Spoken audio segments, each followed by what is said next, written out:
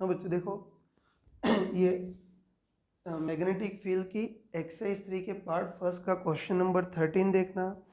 ये JEE advance 2015 में पूछा गया था। ठीक है, देखो जेई एडवांस 2015 में बहुत ही टफ पेपर आया था, मतलब बाकी क्वेश्चन बहुत ही टफ थे, लेकिन ऐसे कुछ कुछ लड्डू क्वेश्चन भी थे। ठीक है, इसको देख लेना। इसमें हमको दे रखा है कि कोई ऐसा धारावाही वायर है, ऐसा कोई टेढ़ा मेढ़ा धारावाही वायर है जिसमें धारा आई बह रही है। ये वाले में लंबाई एल दे रखी है। ये भाग थोड़ा बहुत वृत्ताकार है जिसकी त्रिज्या आर। ये भाग भी वृत्ताकार चाप के रूप में, इसकी त्रिज्या आर और ये एल है।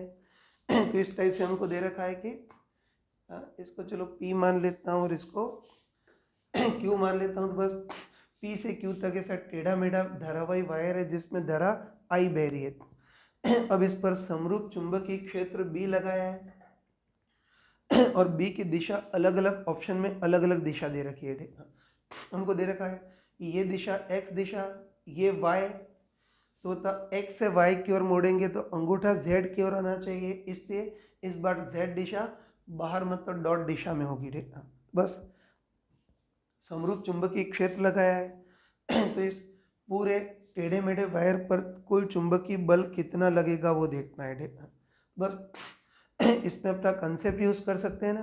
तो तुम बताओ कि लकीली समरूप चुंबकीय क्षेत्र में टेढ़ा मेढ़ा वायर रखा हुआ है और मैंने तुमको क्लियरली बताया था कि समरूप चुंबकीय क्षेत्र में अगर कोई ऐसा टेढ़ा मेढ़ा वायर रखे हैं तो चुंबकीय बल ज्ञात करने के लिए भी इस पूरे टेढ़े मेढ़े वायर को सिरों को मिलाने वाले सीधे वायर से प्रतिस्थापित कर सकते हैं।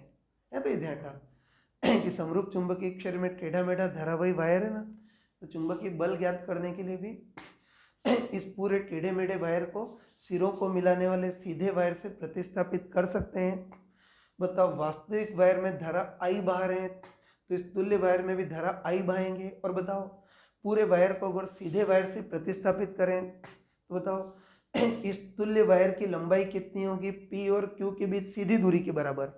तो पी और क्यू के बीच सीधी दूरी कितनी है, ये एल प्लस ये आर प्लस ये आर प्लस एल। तो बस हम बोल सकते हैं कि पी से क्यू तक की सीधी दूरी कितनी है, L plus R plus L मतलब 2l प्लस आर। तो हम कह सकते हैं कि इस पूरे वायर को अगर सिरों को मिलाने वाले सीधे वायर से प्रतिस्थापित करें तो इसकी तुल्य लंबाई कितनी होगी, दोनों सिरों के बीच सीधी दूरी के बराबर मतलब 2l प्लस आर और इसमें धारा आई बाहर है, सॉरी। तो इसमें वास्तविक वायर में धारा आई तो तुल्य वायर में भी धारा आई बहाएंगे। तो बस जो बल इस तुल्य वायर पर लगेगा वही वास्तविक वायर पर लगेगा। बस अब सारे ऑप्शन चेक करते हैं। देखो पहले ए ऑप्शन चेक करते हैं, यहाँ लिख देता हूँ चलो।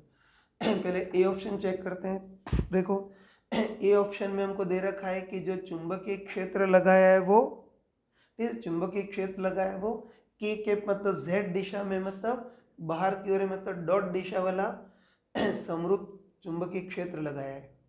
तो तब इस पूरे वायर पर लगने वाला परिणामी बल एल प्लस आर के समानुपाती होगा। तो बताओ ऑप्शन सही है ना। तो तुम बताओ कि ए ऑप्शन में जो समरूप चुंबकीय क्षेत्र लगाया है वो जेड दिशा में लगाया है, मतलब डॉट दिशा में लगाया है। तो बस आराम से बताओ कि इस बार एक चुंबकीय क्षेत्र तुल्य लंबाई के लंबवत है ना, मतलब इस बार चुंबकीय बल लगेगा।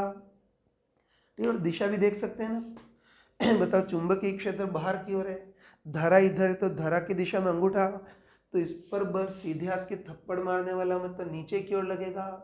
और बताओ इस तुल्य वायर पर चुंबकीय बल कितना लगेगा, आई एल इक्वलेंट बी। तो आई एल इक्वलेंट दोनों सिरों के बीच सीधी दूरी मतलब 2l plus are into B इतना लगेगा। बस कंफर्म है कि डॉट दिशा में मतलब z दिशा का चुंबकीय क्षेत्र लगाएं तो उस पर चुंबकीय बल लगेगा और ये चुंबकीय बल L प्लस आर के समानुपाती भी होगा। तो ए ऑप्शन सही है। ठीक, सी ऑप्शन देखना। सी ऑप्शन में देखना, इसमें हमको दे रखा है कि इस बार जो बाह्य चुंबकीय क्षेत्र लगाया है वो जे केप में मतलब y दिशा में, इसको मैं मिटा देता हूँ।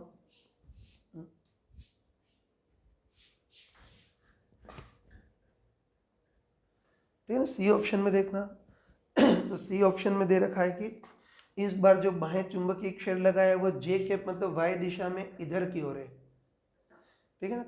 तब इस पर चुंबकीय बल लगेगा या नहीं वो देखना है। तो बस आराम से बताओ कि अगर बाहें चुंबकीय क्षेत्र वाई दिशा में हो तब भी बाहें चुंबकीय क्षेत्र धारा या इस वायर के लंबवत है, तो तब इस बार भी चुंबकीय बल लगेगा।